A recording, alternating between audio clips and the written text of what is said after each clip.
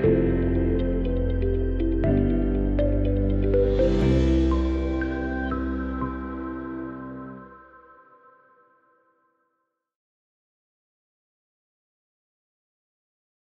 my pleasure to welcome our very distinguished panelists.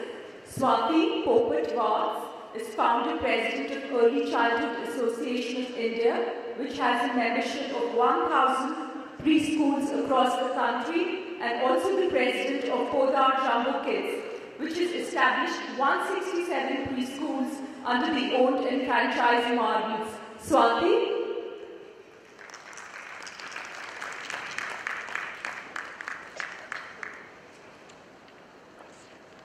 Preeti Gosalia is an alumna of Mumbai University and the Multiple Intelligence Institute, Singapore. Preeti is the CEO and co-founder of the Leadbridge International Group of Preschools in Pune and Mumbai. Preeti?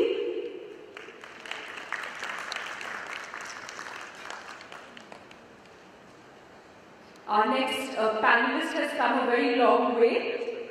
Jeremy Williams is director of the Asia Pacific Center for Sustainable Enterprise at Griffith University, Australia, and the former Chief Academic Officer, Knowledge Universe Singapore, which owns and manages over 50 preschools in Southeast Asia. Jeremy?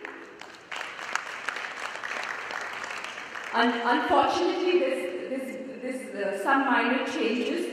Dr. Harish Shetty and Dr. Amita Govinda can't be with us today here for health reasons. We've got an able substitute in Kumaresan Subramanian, who's the General Manager of Asian International College Singapore, which is a leader in early childhood education and training in Singapore as well as Southeast Asia. Kumaresan?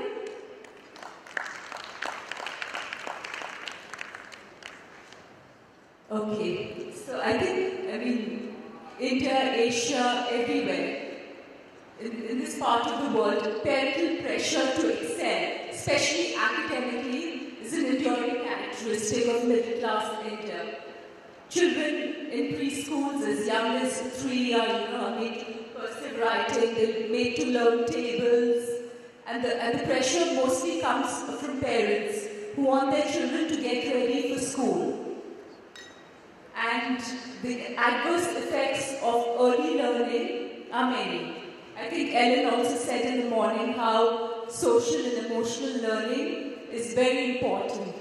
And I just looked up some studies on the internet, just to quote a few. In the UK and the US, some research studies have confirmed that overemphasis on formal education and abstract concepts of literacy and numeracy before age 5 can result in a sense of failure, and this failure can lead to long-term underachievement, disaffection, and illiteracy.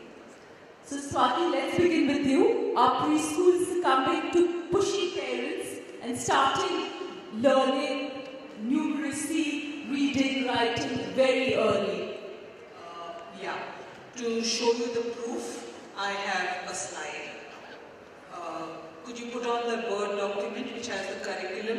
What we did was, we just went on the websites of the so-called top schools in India to see what do they put as the pre-primary curriculum. And what you see now is the average preschool curriculum in this country. And you will notice that at the age group of 2 years, can you please check how much of numbers are being done? Right. And writing of all the standing lines, sleeping lines. At the age of 2, when a child can't even hold a spoon. And by the time the child is in senior KG, he is supposed to complete multiplication, etc. So, Amrita, were you able to find the file? Yeah. Okay. Are you all able to see it? Could you maximize it? We're talking at age 2.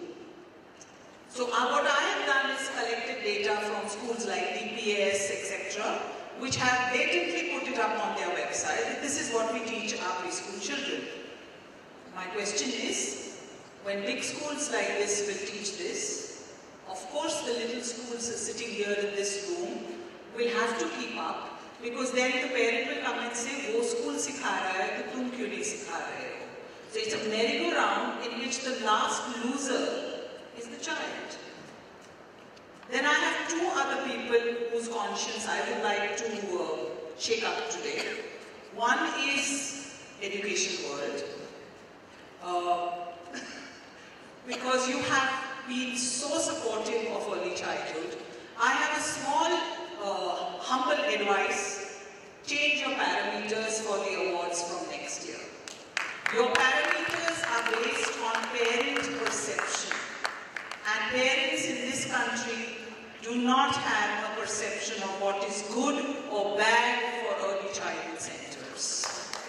So I would really humbly request you, till you don't make your parameters the curriculum of the school and ask them to give you a printout like this of what they are teaching a 3-year-old in reading, in writing, in number work. Make one of your parameters the education qualification of the teachers, rather than just training teachers. Because right now what's happening is, this audience is sitting here, is very happy with awards. So which means you brought inside them the drive to succeed. Now let them succeed with the child in mind, and keeping in mind that you are running that school primarily to give a good foundation to children. So let's change the parameters if we can from next year and make them more relevant, because if we are now knocking on the door of the government will say, look at your priorities. You are only investing in infrastructure like furniture, AC classrooms, CCTV cameras, mobile apps, but you don't know what a child should or should not learn. Everybody has fancy ideas about Reggio Emilia, and everybody is debunking Maria Montessori. What Mr. Thakur spoke in his inaugural address was very right. Maria Montessori was the first one to say that more than university studies, it's the age of the preschool that is most important. And the third person whose conscience I would like to break out is all of you sitting in this audience. Please stop calling your schools preschool. Because by doing that, you are falling prey to what the school wants you to teach. So it's very important that you start calling yourself early childhood centers. That's what it is called in Dubai, that's what it's called in China, that's what it's called in Singapore, in any part of the world. It's only India that says preschool. And so then we become somebody who caters to school. So if you look at this chart, it's shocking that here you have a national policy which says that you cannot teach all this division, multiplication to a 5-year-old child, and your schools blatantly putting this up on their website. And that's where I'm worried that policy though has come. Who's going to regulate the schools? Correct. Preeti, drawing upon your own experience, what do you think? Do you think that parents are very pushy and they put excessive pressure on teachers to create some kind of child geniuses in preschool? Hello, good evening everybody. Of course, Swati ma'am has covered up most of the points. And like Swati ma'am said, that it's a merry-go-round. The pressure starts from the high schools. So when we speak to parents and we're counseling them that what is right for your child, what is ideal for your child, they often blame it to the high schools.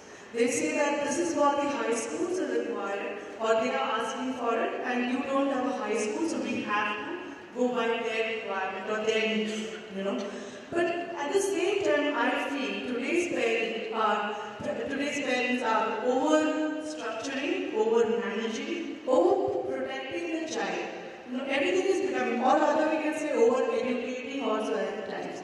Too much is happening too fast, and too many people are doing it for the child. By the time he reaches the high school, the stimulation to learn, the curiosity to be in class or look at the novelty ideas is already burned out, because one is that we're doing it too much, too early. We just heard Renu ma'am saying that there's very little education at Anganwadi, but at the private schools there is too much of education. So it's both the sides. Either it is no education or it is too much of education. So this is what is a scene of this thing. There, pre-primary schools, or like ma'am said, early year centers, actually have to do a lot of struggle to counsel the parents, to educate the parents what is true for your child, what is ideal for your child. Educate teachers who don't come from that kind of a background of understanding, So yes, there is a pressure on teachers, on schools to prepare the children genius. They need to know numbers so that parents are actually trying to select careers right from preschool age. And they're trying to select the careers because they can earn and not because they can learn. That's the sad part. So the expectations from the parents is too much on the child. And when the child starts believing or he believes that there is an expectation, there's a fear and anxiety in the child. And that affects his learning and performance for life. This is where the whole damage is happening. One is high schools, second is the parent. And blame is coming all over these schools, which is saying that they are killing or they are pressurizing the kids. That's my experience. Jeremy, to draw on your international experience, how have preschools in the West managed to balance helicopter parents pressurizing preschools with age-appropriate curriculums? Thank you for the question, and I just want to first of all echo the views of the two previous speakers, and I'd also like to begin by referring to a talk I gave here at this very conference a couple of years ago. When I, hand on heart, I'm going to apologise now, but I poked fun at Indian families for wanting to hothouse their children from the moment they're able to hold a pencil. They've mapped out a career for them as engineers and doctors and maybe lawyers. The reason I'm a little bit embarrassed now, having teased my Indian friends, is that since this time in my own country, or at least one of my countries, Australia, we have something called NAPLAN, which is the National Assessment Programme, Literacy and Numeracy, where Australian children now are subjected to these standardised tests, 3rd, 5th, 7th and 9th standard, to use the Indian terminology, which has led to pressure being put on kindergarten, preschools by parents, I guess, to have their children become little geniuses before they even get to primary school, so that they can withstand the pressures of the standardised tests that they'll face through this NAPLAN scheme. And not surprisingly, this is having some deleterious side effects where parental anxiety is being passed on to the children. And I'm certainly no expert in this area, I'm not a psychologist, but there's a lot of research out there that shows that the children respond to the anxiety their parents probably aren't disguising that well. And of course, no child at that tender age should be subjected to these kinds of pressures. So in summary, what I'm saying is you do not have a monopoly here in India on this kind of problem. It's global. You'll find it in lots of other countries. If it may be some small consolation for you to know that it's a lot worse in places like Korea. In Japan, I was researching, just looking up some studies I read about, coaching schools, where you can enroll your toddler in and they prepare you for interviews and admission tests of primary schools. Okay. So, I refer to this as the, I think when I spoke a couple of years ago, I spoke about the tiger mother. I refer to it as the ugly parent syndrome.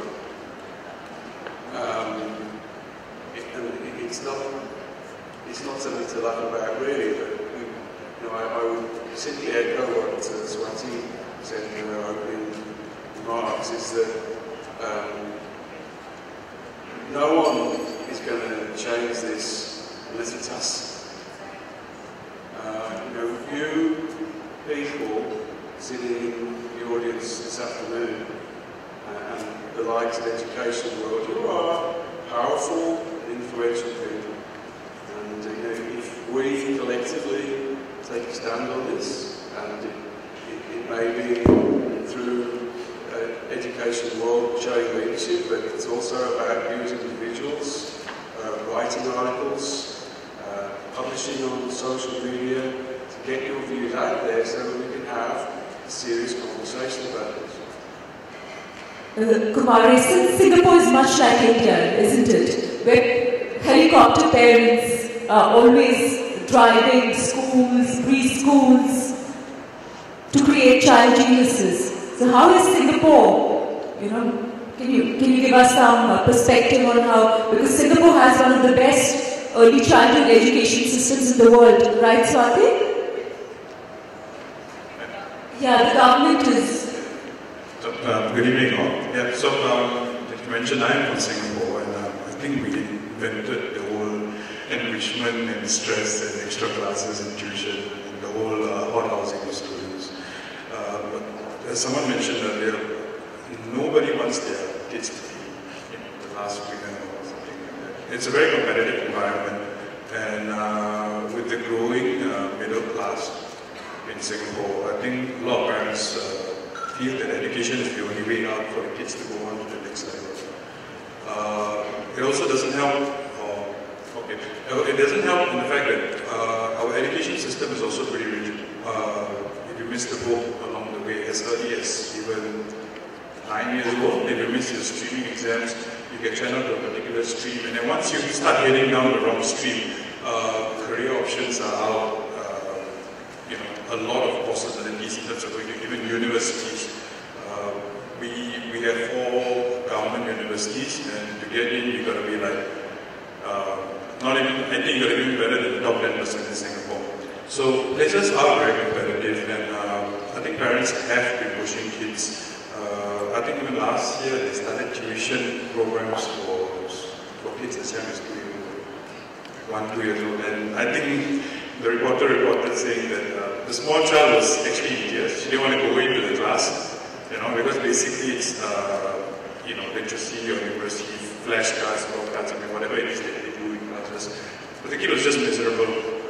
And but I think in the last few years, government has been taking some effort to introduce a very holistic approach. And in fact, I am from Monash University. We also believe in that, you don't have to just go down the path of literacy and numeracy. There's a whole holistic experience that a child can learn from. Dance, we started the morning conference, we were talking about dance and creativity. We started with art, drama, even simple stuff like writing, poetry and all that. So I think as much as we shouldn't drive numeracy and literacy so hard, we should look at other aspects of making the child more holistic. And why we are very good in our preschool is the premium brands actually make sure that there's a good balance. Children are not burned out, children don't feel like, oh God, I come to school to do maths and English again. It's a place where I interact, it's a place where I communicate, it's a place where I can share my ideas. It's an avenue to have fun basically while learning. Having taught in a primary school for a number of years, there is a marked distinction in a child that has been in a school that is rather creative, much like our pet schoolhouse that allows bilingualism, a lot of creative lessons, phonics, and not just rote learning per se. As compared to a child who goes to like a government preschool where it's pretty much rote learning, where you learn the alphabets, then you learn how to count, you learn how to add, you learn how to write.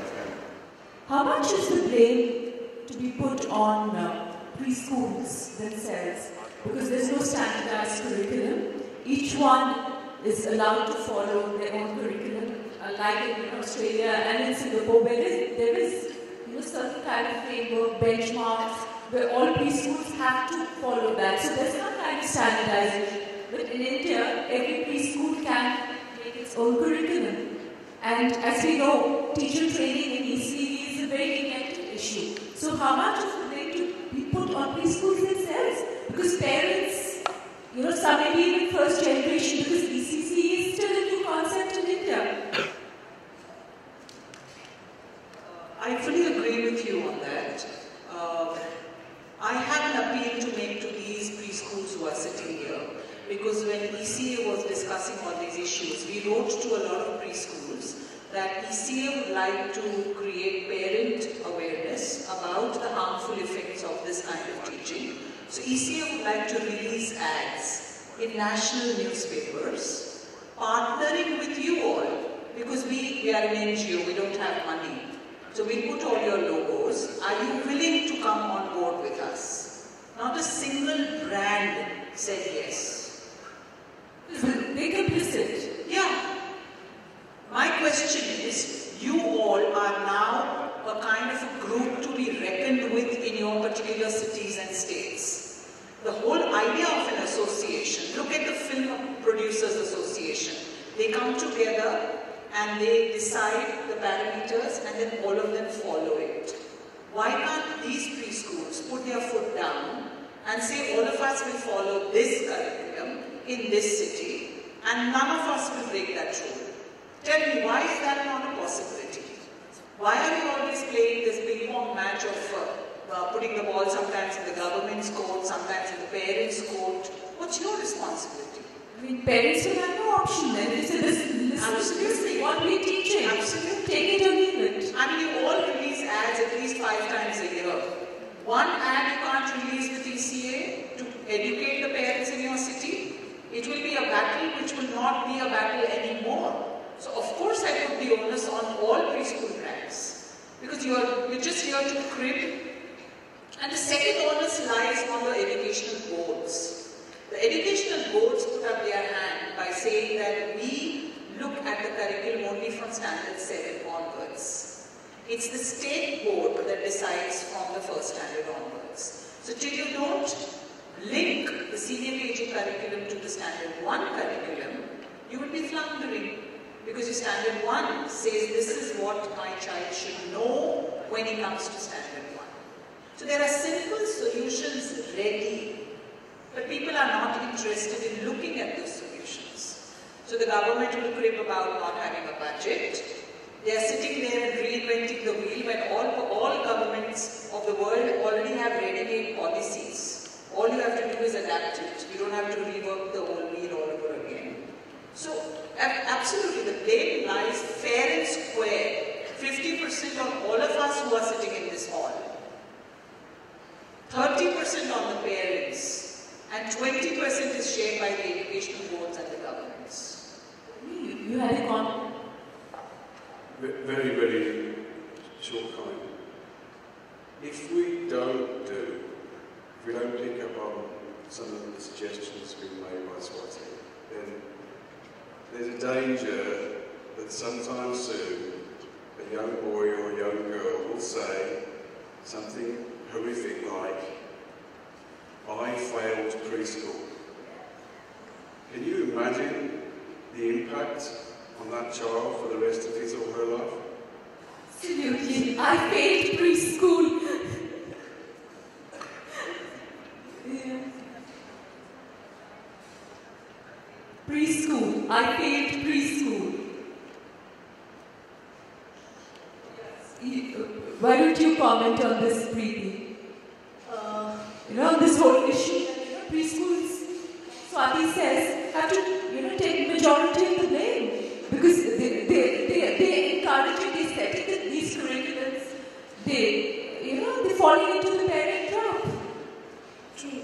That's because, like what ma'am said, that the unity among us is missing. That is one thing, and there is a lot of still awareness to come among the educationists who are in early years of education or running centers. You know, we are yet falling in trap of probably high schools or trying to get things from various places, bring curriculum affiliations, and then try to give to parents and all. So I think the understanding for genuine early years curriculum and education is important. The ones who are running the centers and all.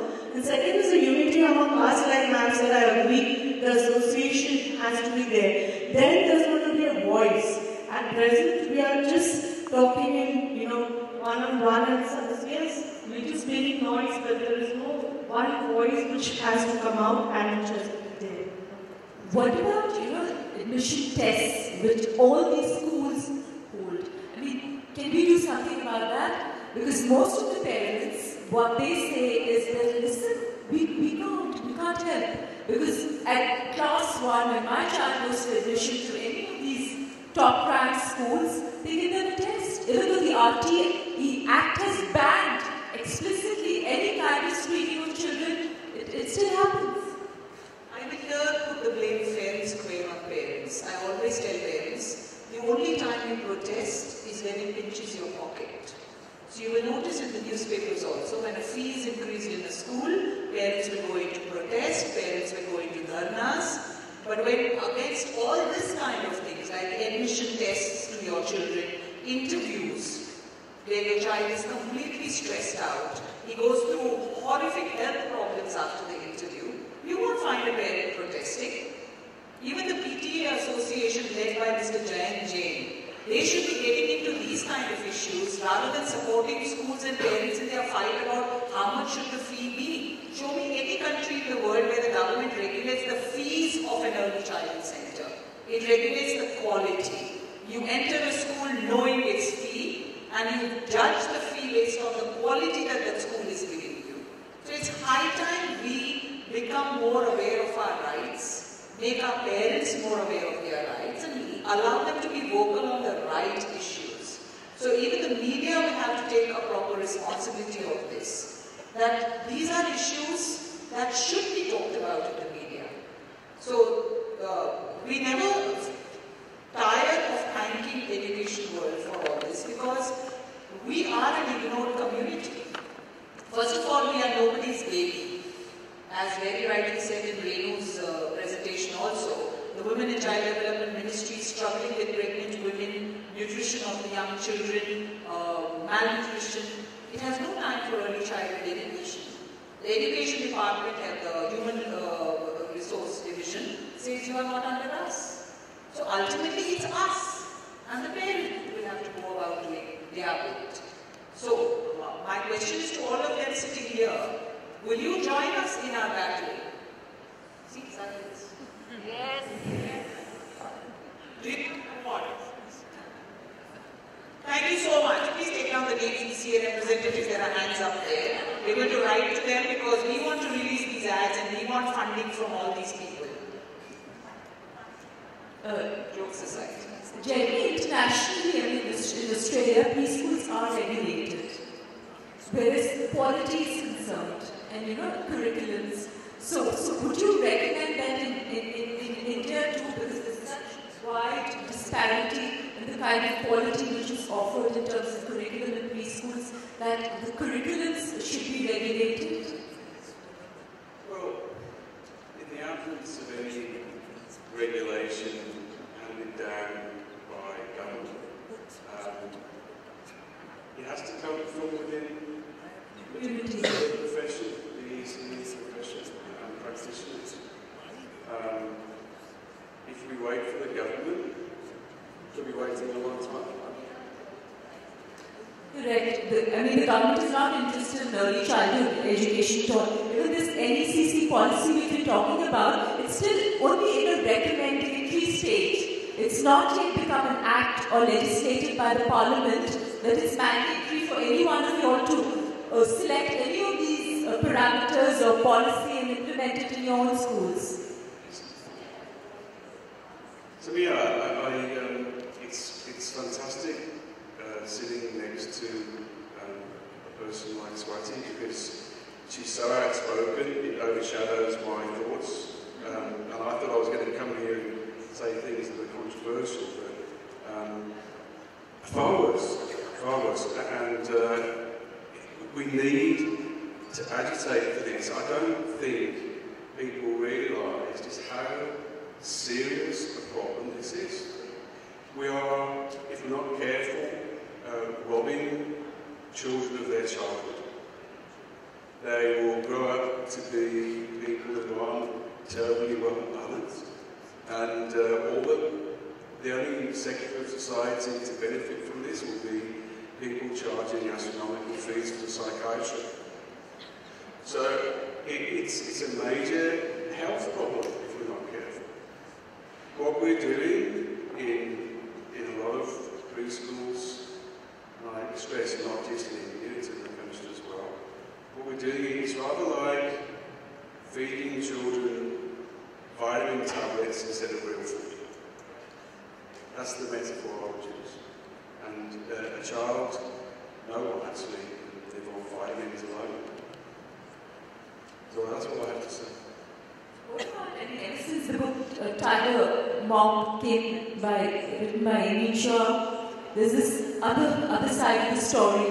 Parents say that, listen, pressure is good, stress is good, and that it drives children to excel, and the earlier you start, it's better.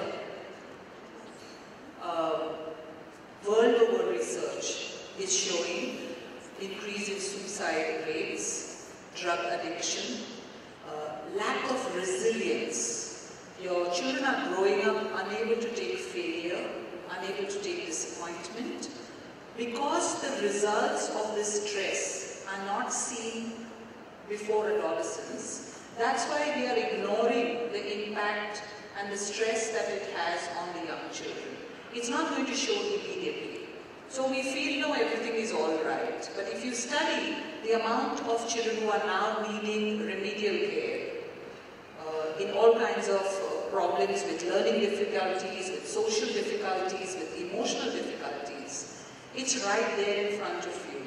That if everything was okay with our education system, why do we have these problems? And why are they growing by the day? And that's where the slogan had started, that invest $1 in early childhood and you save $7 later years. That's not understood by many people, that what is this saving that we are talking about? You'll have lesser school dropouts, you'll have less unemployment, you'll have lesser youth on drugs, you'll have lesser people committing crimes, going to prisons. So it all starts with early childhood.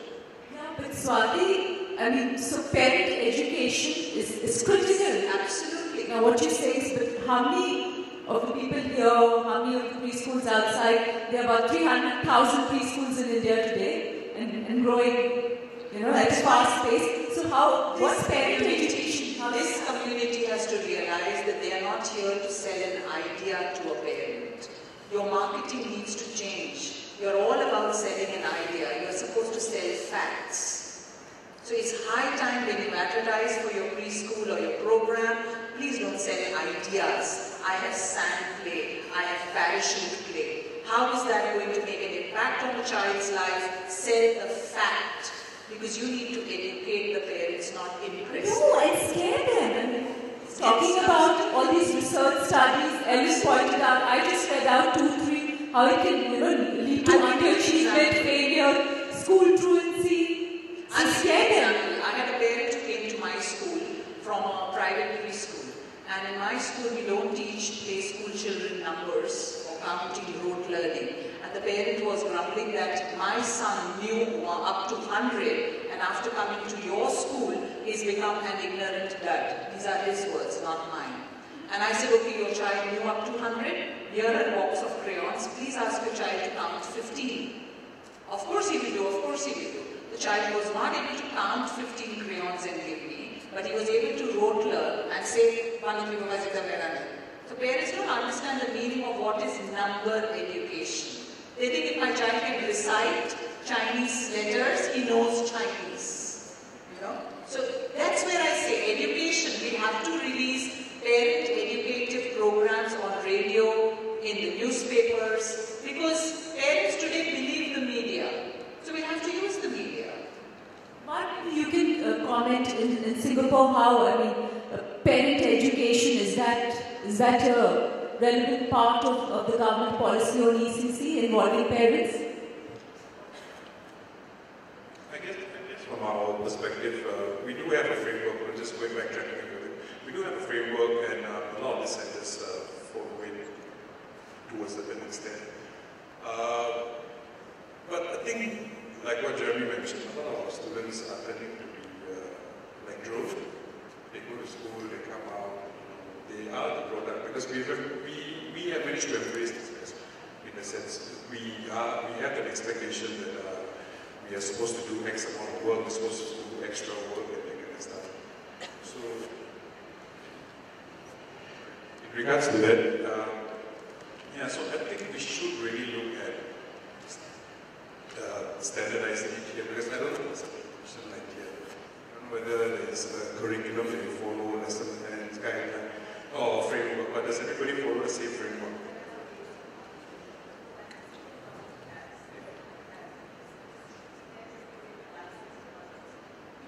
So, but it's mostly licensing framework, not by the age of 4, So when you Preeti want to add what ma'am said, and I feel today you see, what you compare from last 10 years. Today we have better teachers, better centers, better toys, better research. But still, why the number of disabled children or why these remedial children number are increasing? Why societal cases are increasing? It's the pressure, because the other things have moved forward, they've moved in progressive way. But we've not been able to manage in the right dose at the right age, and that's where the whole pressure is building and the outcomes coming later, which we're not being able to connect in the early years or in our education system. If you see, there's a mismatch between a child's need and a parent want. Parent wants probably a kingfisher kind of a teacher who speaks a call center trainer kind of English, and the child needs a warm, attentive adult being in the class who can attend to him in distress and need. Probably parents want a very structured play timetable, and children want free, unstructured kind of a play area or play mistake, They want ACs, so they're looking at school as a 5-star lobbies. And they're looking at, teachers as, airline stewards, right? There's a complete mismatch. So, yeah, that's what. There's a mismatch between what education is providing and what economic needs, And there is a video that you need to watch. It's just a 1-minute video. Can you show that video, Amrita?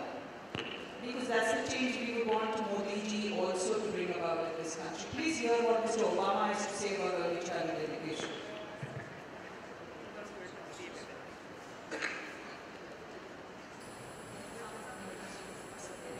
Okay, excellent. Can we have the video?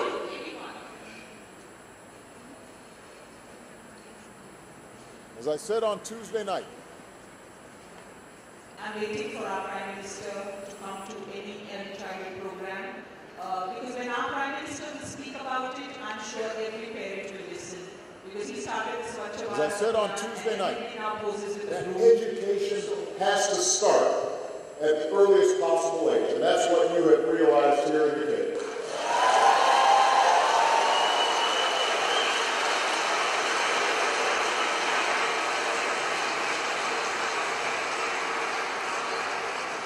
Study after study shows that the earlier a child begins learning, the better he or she does down the road. But here's the thing, we are not doing enough to give all of our kids that chance. The kids we saw today, that I had a chance to spend time with in Mary's classroom, there's some lucky ones. Because fewer than 3 in 10 4-year-olds are enrolled in a high-quality preschool program. parents can't afford a few $100 a week for private preschool. And for the poor children who need it the most, the lack of access to a great preschool education can have an impact on their entire lives. And we all pay a price for that. And as I said, this is not speculation. Study after study shows the achievement gap starts off very young. Kids who, when they go into kindergarten, their first day, if they already have a lot fewer vocabulary words, they don't know their numbers and their shapes, and have the capacity for focus, they're going to be behind that first day. And it's very hard for them to catch up over time. And then at a certain point, I bet a lot of teachers have seen this, kids aren't stupid. When they know they're behind at a certain point, and then they start pulling back. And they act like they're disinterested in school because they're frustrated that they're not doing as well as they should, and then you may lose them. And that's why on Tuesday night, I proposed working with states like Georgia to make high-quality preschool available to every child in America. Every child.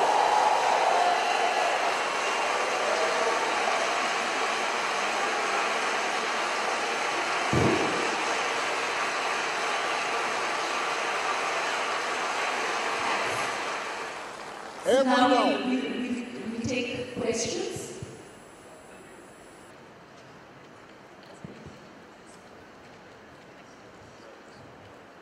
Good afternoon, everybody. Thank you, panelists, for that lively discussion. I have two thoughts to share, or rather one thought to share and two questions. One of the things that I agree with what Swaminam said is about our schools or educational boards need to take responsibility beyond 7th standard and need to start linking it downwards. There has to be a horizontal and vertical alignment of curriculum for us to get off this pressure that we're facing as early childhood centers. The two questions that I have is to Preeti, to yourself. One was that you mentioned that there was a lack of awareness in educators eventually that happens as to what curriculum should be transacted in the class is appropriate and things like that. Does it have a lot to do with the kind of teachers that we get in, with their qualification levels that we have, one, and if at all we are employing qualified teachers, then what are we doing for continuous professional development? Because regular mainstream grade 1 to 12 schools has regular workshops, regular kind of courses or upgradation of skills. What are we as early childhood centers doing today to ensure that our teachers are upgraded and keeping up their knowledge and learning? Yeah, as I said that the child, when he comes to a center, actually everybody is working with the child. It's the center, the parent and the teacher. Yes, we don't have much good quality teachers training program in India so far, and yes, we don't get teachers who are very well qualified or very well aware of how to deal with the children or identify children's learning curve probably, or classroom management or simple things like that. Theoretically, they would know many things, but from theory to practice to come is a difficult task, which comes with partially with experience and partially with the right training which is there. What we do at our centers is there is a rigorous training happening on teachers continuously. Of course, we don't get into too much of depth of theory of different philosophies of different child development and all, but yes, we take them through our curriculum philosophies because they need to manage that, they need to drive that first, to understand why is this number done only so much in this class, or why are these alphabets done so much, how to identify a child's learning curve or something like that. So there is rigorous training in the beginning in the month of June for 15 days, and later on every month for 2 days what we do for coming months to come. That's how we are filling up or bridging up the gap. I know that's not a complete solution to, make a complete teacher or a very well-versed or a proper teacher or ideal teacher in the class, but this is what we are doing. Second thing, when we recruit our teachers, we at least see that we get teachers who've done a full-time ECC course rather than just done a short 3-month course or 1-month course. Because believe me, most of the time these teachers are trained to be a good art and craft teachers and not, good early child educator. We know the flaws, we know everything. We are trying our best to fill up those flaws. I hope I've answered you. I think here there's a question. I have a question to the education board. On one side, we have been discussing about entry points to the high schools. Then why is education board giving awards to such schools? The schools that are having entry points in terms of exam to parents or small children, why is the education board giving awards to such schools when you yourself are today putting up a point that we should stop this? Which? The education board has been giving awards to high schools year after year. Why is the education You're talking about our India school rankings? Of course. Of course. Well, Philip will answer that question. See, our education world, India school rankings are based on public perception. Yes, but we are not aware of which school is making this particular stipulation that you have to do well in. Yeah. No, but that would be an unscientific way of doing it, because let's face it, we are not educators. See, we are journalists. We don't have the expertise that you have. At the same time, what we are doing in our India school rankings and in our early childhood rankings is that we are taking a public perception. Now, it's not a perfect way, I agree, but it's a creative awareness of our objective is different.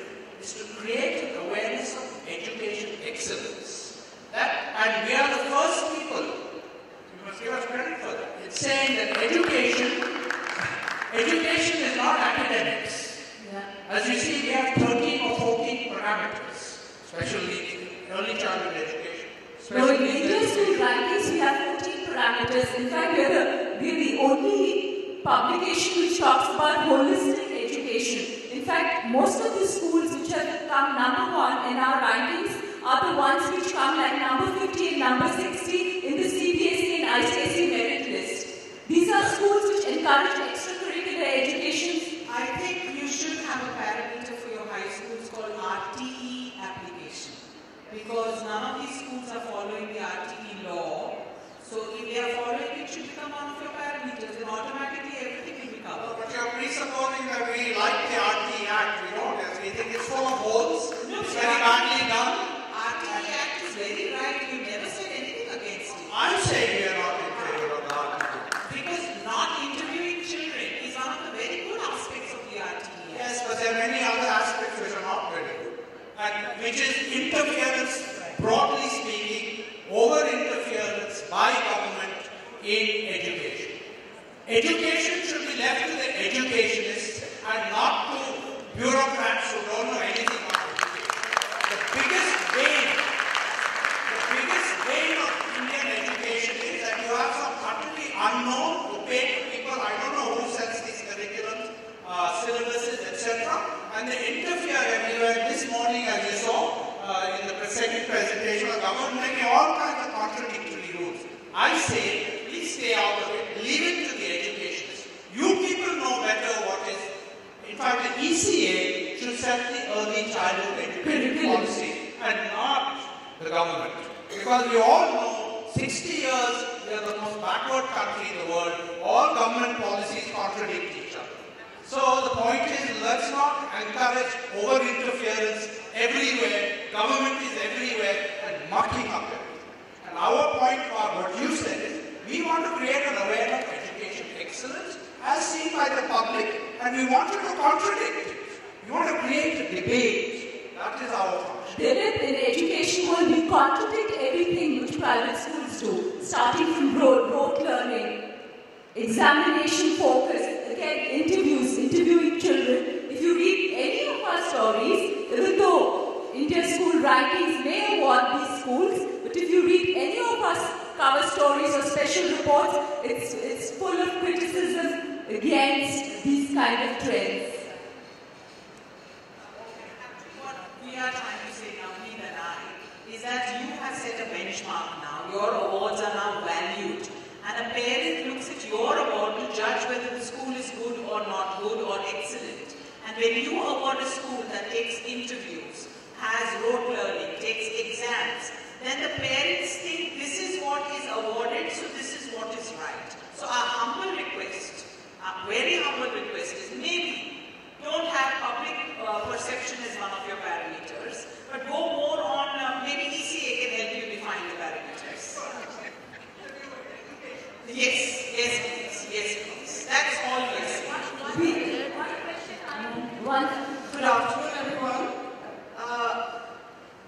We bring out a journal on early childhood called Naftika. It is our endeavor to promote early childhood to people as far as we can get to. So, especially you, Swati, I mean, if you have any kind of contribution that you would like to make to this journal, you would like to, take it up from here. And anybody else, if you want to make any kind of contribution, please do. Thank you. Can I just... A very good evening. So this is just the observation which I had right in the morning.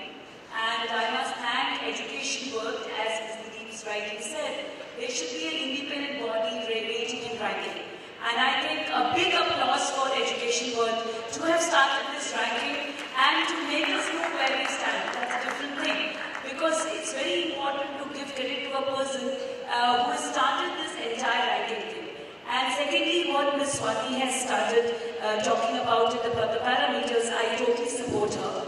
And I want to put it across to Education World and to everybody here in this seminar, the conference, because Ms. Swati, if this accreditation thing, which we've been talking every year, we've been coming for conferences almost every year. Right in 2012, I've been attending this conference. And we've been bringing about this accreditation thing, and we said we are going to, start it. And as far as possible, I think all these preschool center heads and the preschoolers who are present here, they all are part of Early Childhood Association.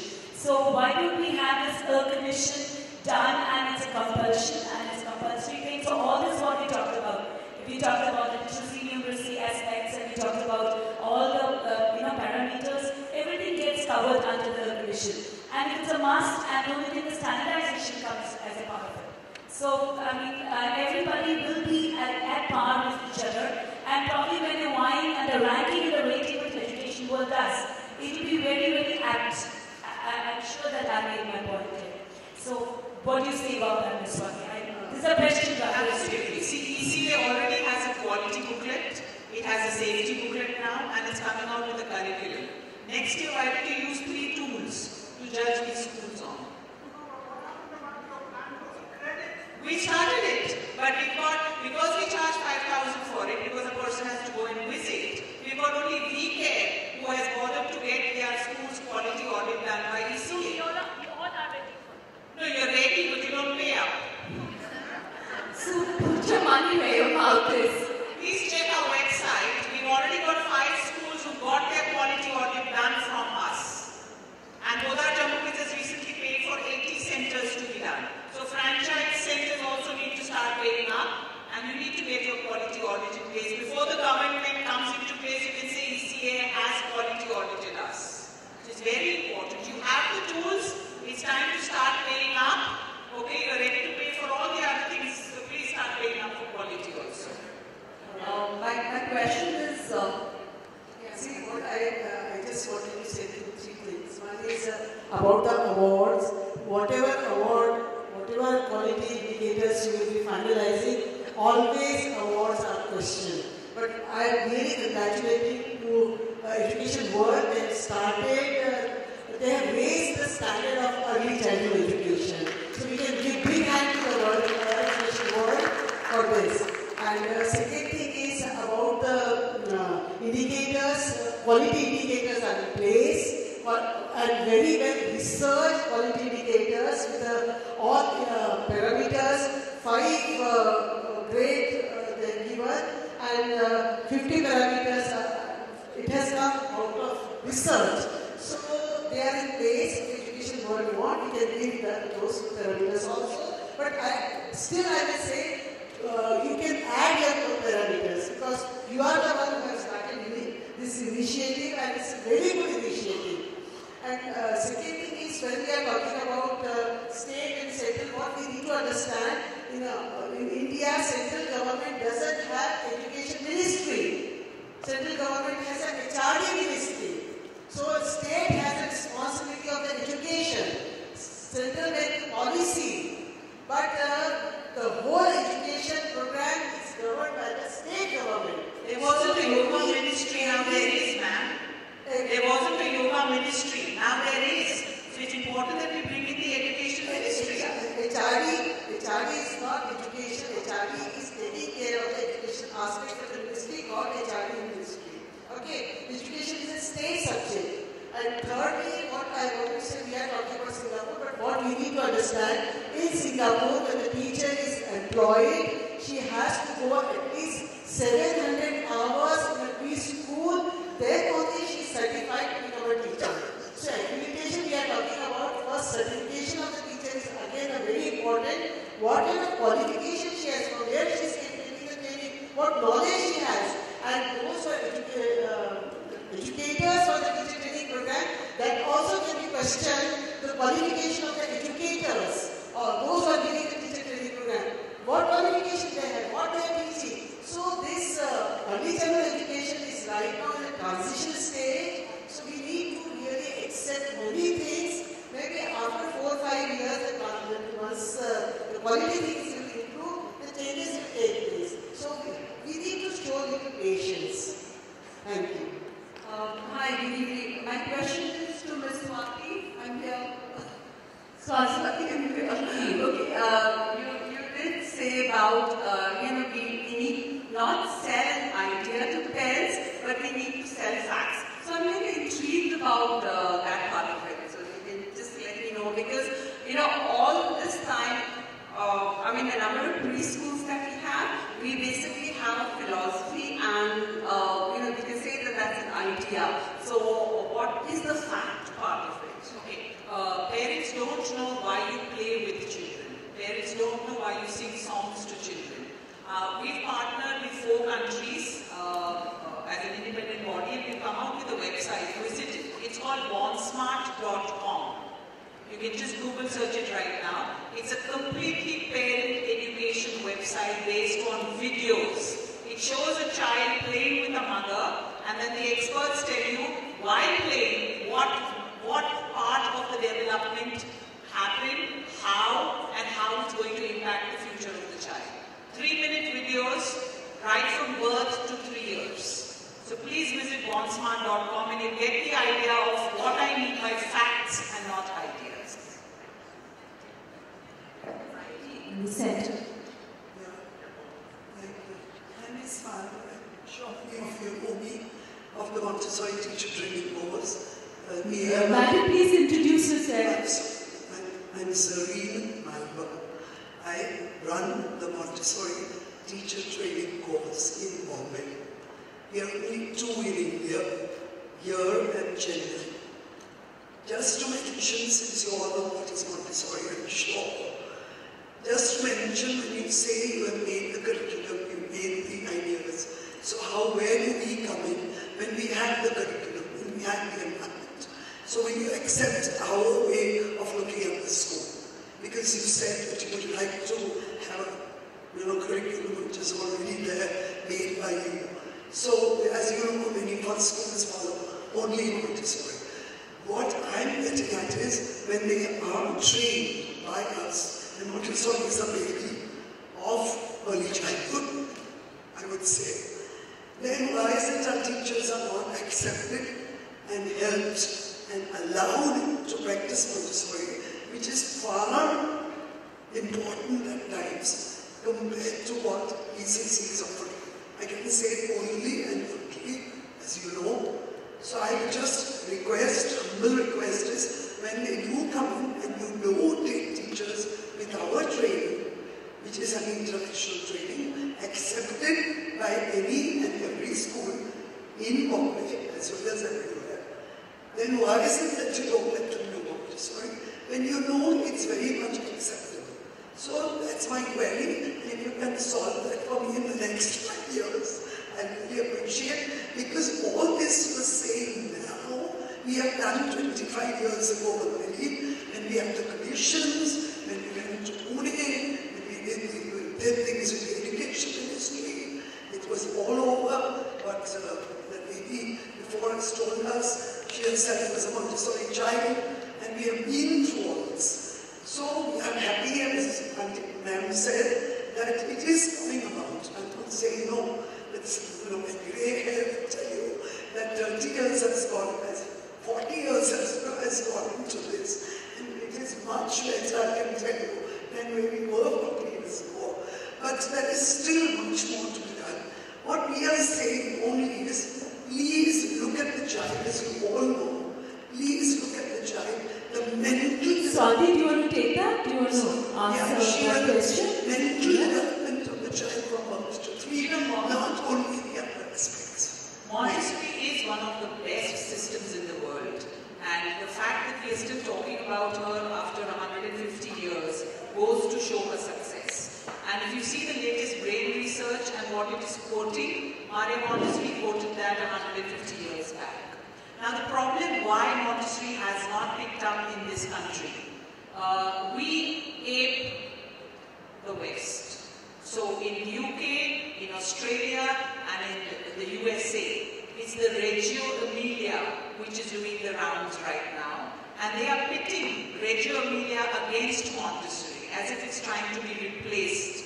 But if Montessori was alive today, she would have integrated everything that's been taught in Reggio Emilia into the Montessori system. So I think what ma'am is saying is absolutely right. When we are designing a teacher training program, we should consider the Montessori teacher training program and keep a high element of it in our teacher training programs. Good suggestion. There's a question there. Go ahead, ma'am. Go ahead. I'm Sister Shalis from Sophia Nursery. I just want to say that with reference to the awards, a big thank you to you, Preeti, and to everyone who has asked not to give importance only to parents. I want to say that I know it is not important to give importance to awards only. And yet, it's affecting us in a big way. It's affecting admissions. And so we at Sophia Nursery, who strives by excellence and felt encouraged by the education world, for the last few years we have gone from 7, 5 last year, and down to 11 out of the 1 to 10. And yet we know, I know the school, the staff are excellent, the curriculum is excellent, facilities we offer is excellent. And we don't know where we're moving. So we felt a little discouraged, and I'd like to say a big thank you to you, and I hope education world will make a change. Thank you. Thank you. All suggestions and criticisms taken into account. I think we'll just take last 2 questions now. I think there's a lady there. This question is from Preeti. Could you put in some insights where inculcation and development of multiple intelligence for the pre-primary children would matter here? And also about not only reading, writing, numeracy, but why not scientific inquiry? Madam, 1 second. We can't hear you properly because there's some technical problem. We can't hear you. Come a little forward and ask your question. Okay, I repeat myself. Why not? Why only reading, writing, and numeracy? Why not scientific inquiry? Why not data collection can be an aspect of the entire curriculum pattern here? And also, Preeti, if you can help me realize how multiple intelligence can be developed in pre-primary children. Okay. Okay, Swati, to summarize the question, she wants you to tell her how multiple intelligence can be integrated at the preschool level, how multiple intelligence can be developed.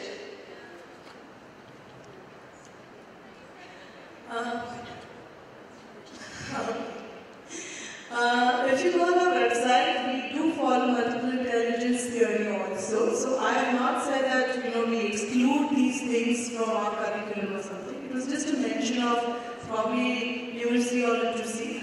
But yes, we do take care of scientific reasoning, multiple intelligence, and everything. What is the myth among people is that multiple intelligence is a method to be taught or it's different ways to teach children. It is not, it's a theory where we are saying that intelligence can be not only in numeracy or in language, it can be in various other ways. If a child is not doing well in suppose numbers, but he may be doing well in music or maybe in his body kinesthetic movement or something like that. So a parent needs to see child in different intelligence and not say that he's part.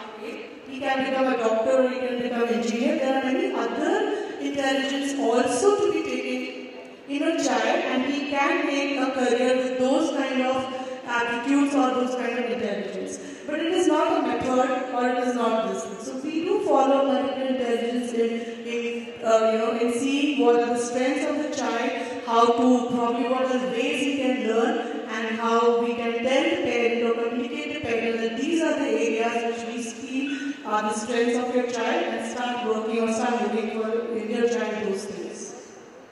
Okay, one last question. Just time for one last question. I don't have a question, but I just want to make everybody aware here. I'm sure the panelists are aware. I worked 5 years with Balwadis, with government Balwadis in this city, and there is a very detailed manual, a curriculum, a syllabus with detailed activities provided by the government. Yes, it's in Marathi, but if anyone chooses to translate it into English or Hindi or whatever language they want, it's a really well thought out, creative manual for any teacher, whether it's a private school or a government. And if you can get your hands on it, please do, because we're very quick to criticize everything around us, especially the government. Thank you. Thank you, panelists. I think we had quite an interesting and controversial discussion. Just to sum it up, I think somebody perceptive and intelligent said that children are like birds. If you hold them too tight, you'll kill them, and if you hold them too loose, they'll fly away. So I think the challenge is for both parents as well as preschool educators to work together, to collaborate, and to strike the right balance. Thank you very much.